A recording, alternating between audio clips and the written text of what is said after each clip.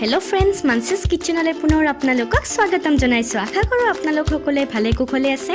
বহুত দিনে হ'ল, একচুৱেলি বহুত দিন বুলি ক'লে ভুল হ'ব, বহুত মাহে হ'ল, প্ৰায় 2 মাহমানেই হ'ল মই ভিডিঅ' আপলোড কৰিব পৰা নাই মোৰ কিছুমান পাৰ্চনেল প্ৰব্লেমৰ কাৰণে। তো তাৰ কাৰণে মোক মাফ কৰি দিব। আৰু আজি মই আপোনালোকলৈ লৈ আহিছোঁ এটা ভেজিটেৰিয়ান ৰেচিপি, আৰু এই ৰেচিপিটোৱে হৈছে পালক পনীৰ। তেনেহ'লে আহকচোন, টাইম ৱেষ্ট নকৰি ঝটপট এই ভিডিঅ'টোৰ আৰম্ভ কৰোঁ। পোনপ্ৰথমে মই ইয়াত আধা লিটাৰ পানী বইল কৰি লৈছিলোঁ আৰু দুমুঠি পালেং শাক লৈছিলোঁ, সেইখিনি মই ভালদৰে চাফ কৰি লৈছোঁ। আৰু এই শাকখিনিৰ তলৰ অংশটো পেলাই দি কিনে ওপৰৰ অংশখিনি মই লৈছিলোঁ, আৰু এইখিনি এতিয়া মই 1 মিনিটৰ কাৰণে বইল কৰি ল'ম। মনত ৰাখিব ফ্ৰেণ্ডছ, আপোনালোকে 1 মিনিটতকৈ বেছি কিন্তু এই শাকখিনি বইল নকৰিব, নহ'লে আমাৰ কালাৰটো চেঞ্জ হৈ যাব পাৰে। এয়া চাওক, আমাৰ এইখিনি 1 মিনিট হৈ গ'ল। এতিয়া মই এটা পাত্ৰতকৈ উঠাই ল'ম।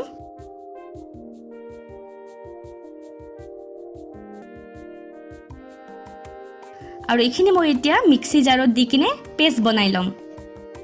শাকখিনি ইয়াত দি দিলোঁ, আৰু ইয়াৰ লগতে মই অকণমান ধনিয়া পাতো দি দিছোঁ, আৰু লগতে অকণমান পানী দি দিছোঁ, যাতে আমাৰ ফাইন পেষ্ট এটা ৰেডি হৈ যায়।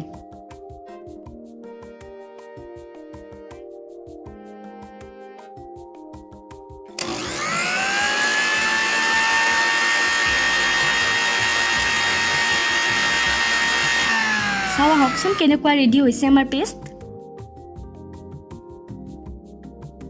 এয়া চাওক কি ধুনীয়া পেষ্ট হৈছে। ইয়াত মই কোনো ধৰণৰ কালাৰ এড কৰা নাই। আৰু এফালে কেৰাহীখন উঠাই দিছোঁ, আৰু গৰম হোৱাৰ লগে লগে মই অকণমান সৰিয়হ তেল দি দিছোঁ। আপোনালোকে ৰিফাইনো ব্যৱহাৰ কৰিব পাৰে। আৰু ইয়াৰ লগতে মই 1 চামুচ বাটাৰ দি দিছোঁ। এতিয়া ভালদৰে লৰাই দিম।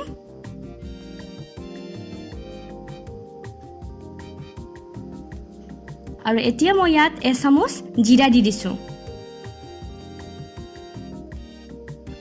সোৱাদ অনুসৰি নিমখ দি দিছোঁ। গেছৰ ফ্লেমটো আপোনালোকে ল'ত ৰাখিব।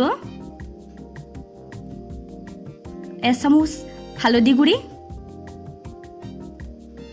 1 চামুচ red chilli powder. Red chilli পাউডাৰটো অপশ্যনেল হয়। আৰু অকণমান আদা ৰচুন পেষ্ট, আৰু লগতে অকণমান কেঁচা জলকীয়া। এতিয়া এইখিনি ভালদৰে লৰাই দিম।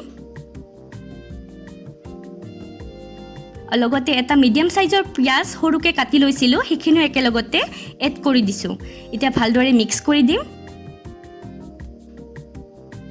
আৰু এটা মিডিয়াম চাইজৰ বিলাহী সৰু সৰুকৈ কাটি লৈছিলোঁ, সেইখিনিও একেলগতে মই এড কৰি দিছোঁ। এইখিনি এতিয়া ভালদৰে মিক্স কৰি দিম।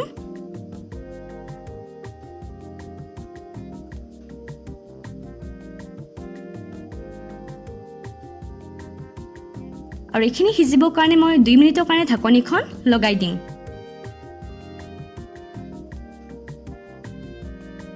এয়া চাওক, আমাৰ এইখিনিৰ পৰা তেল ওলাইছে। এতিয়া একবাৰ লৰাই দিম। আৰু এতিয়া পেষ্টখিনিও একেলগতে এড কৰি দিম। আৰু লগতে জাৰটোত অকণমান পানী দি দিছোঁ। এইখিনি একেলগে দি দিছোঁ। আপোনালোকে পানীৰ পৰিমাণটো নিজৰ পচন্দ মতে লৈ ল'ব। যদি পনীয়া কৰিব খোজে পানীৰ পৰিমাণটো বঢ়াই দিব। আৰু এইখিনি উতলিবৰ কাৰণে 5 মিনিটৰ কাৰণে ঢাকনিখন লগাই দিছোঁ। এয়া চাওক, আমাৰ এইখিনি উতলিব ধৰিছে। একবাৰ লৰাই দিছোঁ।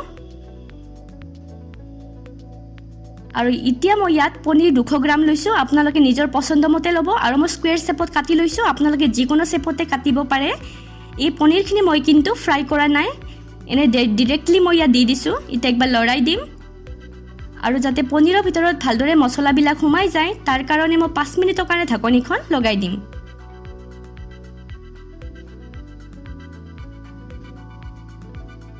এয়া চাওক কি ধুনীয়াকৈ উতলিব ধৰিছে। এতিয়া একবাৰ লৰাই দিম। মনত ৰাখিব ফ্ৰেণ্ডছ, আপোনালোকে লাহে লাহে লৰাব, নহ'লে পনীৰখিনি ভাগি যাব পাৰে।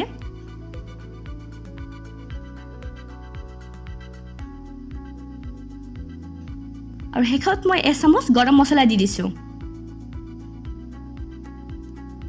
এতিয়া একবাৰ লৰাই দিম।